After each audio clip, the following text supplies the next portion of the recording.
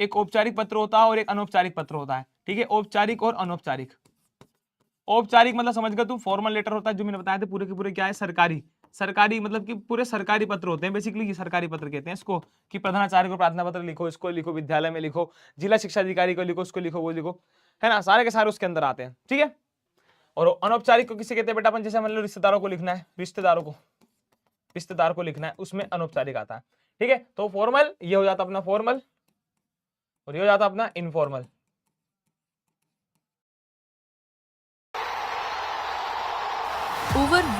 और ये हो जाता अपना इनफॉर्मल। अभी बात समझ में, फॉर्मल इनफॉर्मल ये यहाँ पे सीन हो जाता है। तो बढ़ते हैं आगे भैया, यहाँ पर आपको क्वेश्चन के अंदर से ही रीड करना है, पहले क्वेश्चन को रीड करना है, क्वेश्चन को ही रीड करना है कि स्वयं को राजकीय उच्च शिक्षा माध्यमिक विद्यालय, क्या मानना है, राजकीय उच्च शिक्षा माध्यमिक विद्यालय पटना का छात्र, एड्रेस दिया है, नाम यहाँ पे आपको अच्छे से ध्यान रखना है, सब्जेक्ट क्या है, अपने विद्यालय के प्रधानाचार्य को शैक्षणिक भ्रमण पर ले जाने हेतु एक प्रार्थना पत्र, ठीक है।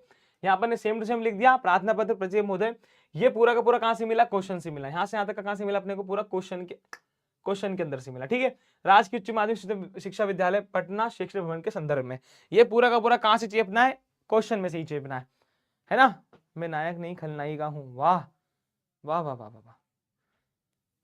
विज्ञापन बेटा देखो, विज्ञापन का ये सीन है कि आपके 2026 के ब्लूप्रिंट में विज्ञापन नहीं दिया है, कि आपकी जो फाइनल एग्जाम है उसमें विज्ञापन नहीं आएगा, ठीक है, उसमें दिया नहीं है। आपके पिछले सिलेबस में था, आपका जो भी ब्लूप्रिंट आया नया वाला, उसके अंदर नहीं दिया गया है, उसके अंदर नहीं दिया गया। फटाफट देखो, निवेदन है कि हमारी कक्षा के सभी छात्र शैक्षणिक भ्रमण पर जाना चाहते हैं। गत वर्ष हमारे सभी सहपाठी शैक्षणिक भ्रमण पर गए थे, जिससे हमारा ज्ञानवर्धन होता ही है, साथ साथ अन्य क्षेत्रों की विविधता का साक्षात अनुभव प्राप्त होता है।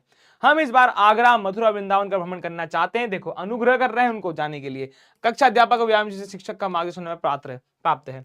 अतः प्रार्थना है कि हमारे शैक्षणिक भ्रमण पर ले जाने की स्वीकृति प्रदान करे, इसके लिए संबंधित गुरुजनों को उचित आदेश देकर हमें अनुगत करे। दिनांक आपने डाल दिए, प्रार्थी नरेंद्र भैया है, यहाँ पर वही नाम लिखना है जो आपका क्वेश्चन में नाम दिया है, पहले मैंने आपको बता दिया है। एक औपचारिक हो गया, एक अनौपचारिक भी लगा देंगे भैया। क्या बोल रहे हैं, स्वयं को रसालगढ़ का निवासी मानते हुए सुरेश मानकर क्या करना, अपने छोटे भाई मोहन को, छोटे भाई का नाम यहाँ पर दिया है, नाम अपने को ध्यान रखना है, शिक्षक का महत्व बताते हुए एक पत्र लिखना है, ठीक है। तो प्रिय अनुज मोहन छोटा भाई था, यहाँ आपको मैंने बताया था, इसका फॉर्मेट क्या है पता, यहाँ पे लिखना पड़ता है, दिनांक यहाँ पे लिखनी पड़ती है, ठीक है।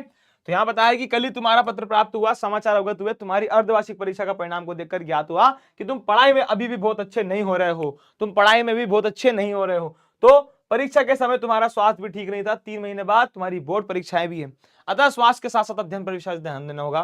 बोर्ड परीक्षा के अंक आगे अनेक प्रवेश पर परीक्षाओं में नियुक्तियों में देखे जाते हैं। मुझे विश्वास है कि तुम यदि मेहनत करोगे तो योग्यता सूची में भी अपना नाम दर्ज करवा सकते हो। इस विषय के अध्ययन में यदि कोई समस्या हो तो सूचित करना, जिससे समस्या का समाधान किया जा सके। माता पिता की ओर से शुभ आशीर्वाद। तुम्हारा शुभेच्छु कौन है, सुरेश, ठीक है, बहुत बढ़िया। चलिए आगे बढ़ते हैं, अब बात करते हैं भैया कुछ निबंध की। तो देखो, कुछ निबंध की मैं यहाँ पे सिर्फ रूपरेखा आपको बताने आया हूँ कि इसको किस तरीके से आपको, देखो तरीका बताना है। कल मैंने आपको वैसे बहुत सारे करवा दिए थे, तरीका आपको समझना है, 300 शब्दों में लिख के आना है। कल मैंने बताया था आपको 300 शब्दों में आपका निबंध आएगा, है ना। 6 नंबर का आपका निबंध आता है, कितने नंबर का, 6 मार्क्स का आता है। तो समझ गया बेटा, 6 मार्क्स के निबंध, सिर्फ आपको 5 पॉइंट लिखने, 6 नंबर उड़ा दो, 5 पॉइंट लिखो, 6 नंबर मिल जाएंगे। कितने नंबर मिल जाएंगे, 6 नंबर। अब इस 5 पॉइंट को लिखने का सर तरीका क्या है, देखो सीधी सी बात है। अगर एक क्वेश्चन, एक टॉपिक है कि विद्यार्थी जीवन में अनुशासन का महत्व, सीधी सी बात है, प्रस्तावना उपसार समझ लो। पहले तो प्रस्तावना उपसार समझ लो, ये दोनों बहुत मेन होते हैं। एक प्रस्तावना, एक उपसंहार, है ना। ये ऐसा होता है कि ये पॉइंट जो है फ्रंट है, first impression is a last impression, कि पहला पॉइंट आपको लिखना है एकदम ताबड़तोड़, क्योंकि पहला इंप्रेशन आपका लास्ट इंप्रेशन बनता है कॉपी चेकर के पास।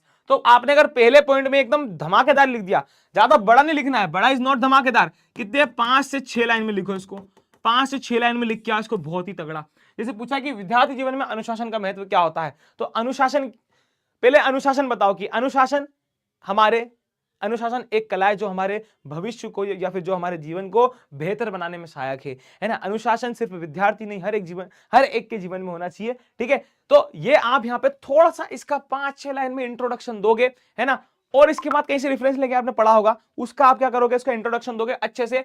प्रस्तावना सिर्फ इंट्रो देना है कि विद्यार्थी और अनुशासन का क्या मतलब होता है, ये बता दो कि डिसिप्लिन विद्यार्थी के जीवन में किस तरीके से होना चाहिए, कि एक अच्छा विद्यार्थी तभी बनता है जब वो अच्छे अनुशासन का पालन करता है, या फिर वो अनुशासनहीनता नहीं करता है, ठीक है। अनुशासन का अर्थ और आवश्यकता, हमें क्यों आवश्यकता है इसकी भैया, है ना। क्यों आवश्यकता है कि एक अनुशासनहीन व्यक्ति कैसा होता है और जिसके अंदर अनुशासन है, अनुशासन का मतलब क्या होता है, जिसके अंदर डिसिप्लिन है, वो व्यक्ति कैसा होता है और क्यों जरूरी है, ये आपको बताना है। विद्यार्थी में अब स्पेसिफिक विद्यार्थी जीवन की बात कर रहे हैं। देखो ये पहले तुम 5 ही पॉइंट पढ़ा करो, क्योंकि इन पॉइंट को पढ़ के ही एक एक पॉइंट चलेगा। अगर मान लो तुम यहीं पे समझाते थे कि विद्यार्थी में ज्यादा तुम विद्यार्थी का बता देते, तो यहाँ कैसे करते, नहीं कर पाते, नहीं, बस यही है। अनुशासन की उपयोगिता व लाभ, कि अनुशासन के क्या क्या लाभ है, अनुशासन होने से उसकी उपयोगिता क्या यूज है उसके, और क्या उसके लाभ है, और लास्ट बताना उपसंहार। उपसंहार में क्या करना है, कंक्लूजन देना, बात खत्म। कंक्लूजन मतलब वही 5 से 6 लाइन, जितना बड़ा प्रस्तावना लिख रहे हो उतना बड़ा उपसंहार लिख के आओ, बात खत्म हो जाएगी, 300 शब्द, बात खत्म, है ना। सेम टू सेम तुमको पता है कि ये स्वतंत्रता के 70 वर्ष का क्या खोया क्या पाया। प्रस्तावना लिखते हुए कि स्वतंत्रता के 70 वर्ष हो गए, जिसमें हमने कितना स्ट्रगल करके हमारी जो है आजादी को प्राप्त किया है, हमने क्या क्या खोया क्या क्या पाया, मतलब हमारी क्या क्या टेक्नोलॉजीज में चेंजेस हुए हैं, बहुत सारी समाज में क्या चेंजेस हुए हैं, हर एक चीज को आपको यहाँ पर बताना है, ठीक है। स्वतंत्रता का अर्थ बताइए कि आपकी नजर में स्वतंत्रता का अर्थ क्या। देखो ये एकदम इजी है। कितनी बजे तक लोगे, कितनी बजे तक लोगे, अरे बस ज्यादा नहीं, तुम्हारा आधा घंटा और क्लास ले लेंगे, आधा घंटा। स्वतंत्रता प्राप्ति के पश्चात देश की स्थिति क्या है, विकास की ओर बढ़ते कदम या भविष्य क्या है, और उपसंहार क्या है, ये अपन यहाँ पे इसको लिखना है। देखो प्रस्तावना उपसंहार मैंने बता दिया, सेम 5 6 लाइन का लिख के आओ, लेकिन सेम नहीं लिखने।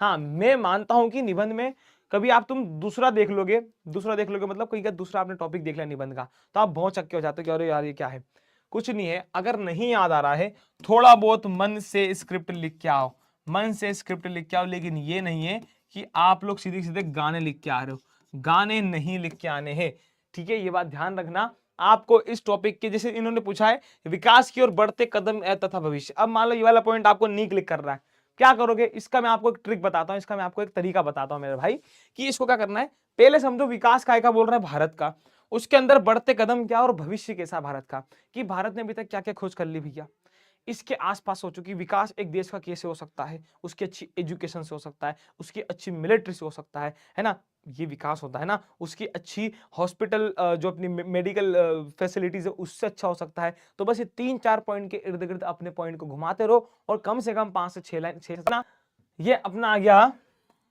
पठित गद्यांश। पठित गद्यांश क्या आ गया, ये पठित गद्यांश आ गया। अब पठित गद्यांश में क्या है, कुछ अब हालदार साहब को कुछ समझ में आई। एक चश्मे वाला है जिसका नाम कैप्टन है, उसे नेताजी की बगैर।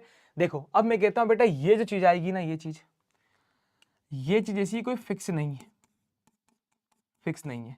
अगर मान लो तुमने एनसीईआरटी का, किसका बेटा, एनसीईआरटी का हर एक चैप्टर पढ़ा हुआ है। अच्छा मैं ना कहता था तुमसे कि बेटा एनसीईआरटी रीड करके आना, देखो तुमको मैंने बोला नहीं बहुत बार बेच में कि बेटा एनसीईआरटी रीड करके आना, बेटा एनसीईआरटी रीड करा करो, बेटा एनसीईआरटी पढ़ के आना, बेटा अगला चैप्टर ये वाला पढ़ के आना। मैं ना कहता था और तुम ना सुनते थे, क्यों मैं कहता था, इसलिए मैं कहता था मेरे प्यारे बच्चे, क्योंकि जितनी भी तेरे को लाइन दिख रही ना, ये एनसीईआरटी की लाइन है, और एनसीईआरटी की लाइन के बाद आप लोगों को पढ़ना रहती है क्या, अपने खुद की स्टोरी, क्या इस चैप्टर की स्टोरी है। अब मैं तुमको कम से कम 20 पद्यांश बता सकता हूँ, क्योंकि अपनी एनसीईआरटी बहुत बड़ी है। उस एनसीईआरटी में से कुछ 5 से 7 लाइन आती है यहाँ पे, जो एनसीईआरटी है ना उसमें से कुछ 5 से 7 लाइन आती है। मैं यहाँ पे तुमको 20 एग्जाम्पल भी दे दूंगा ना, तो भी कम पड़ जाएंगे। आई मेरी बात समझ में, तो भी कम पड़ जाते हैं, है ना, ठीक है। आई मेरी बात समझ में, आई मेरी बात समझ में। तो क्या करोगे यहाँ पर, एनसीईआरटी जिसने नहीं पढ़ी है लेकिन चैप्टर की स्टोरी वन शॉट में ध्यान रखना है। तो चश्मे वाले का क्या नाम था, सीधी सी बात है, नाम कैप्टन था इसका।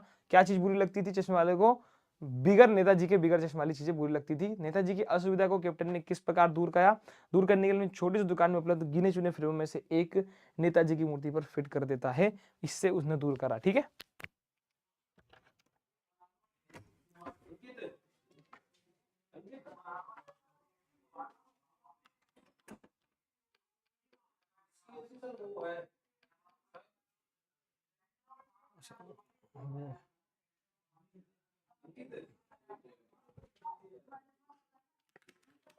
गया, ऑल क्लियर, ऑल गुड। चलिए आगे बढ़ते हैं। अब कुछ इंपॉर्टेंट कवि परिचय कर लेते हैं। कवि परिचय में सबसे पहला क्या है, जीवन परिचय सबसे इंपॉर्टेंट है तुलसीदास जी। किसका इंपॉर्टेंट है बेटा, तुलसीदास जी। तुलसीदास जी को समझेंगे, तुलसीदास जी बहुत ही इंपॉर्टेंट कहते हैं भैया यहाँ से। तुलसीदास जी का मैं आपको बताता हूं कि बहुत ही तगड़ा है भैया। क्या है, बहुत ही तगड़ा। जीवन परिचय यहाँ पर तुलसीदास जी का बहुत अच्छा है।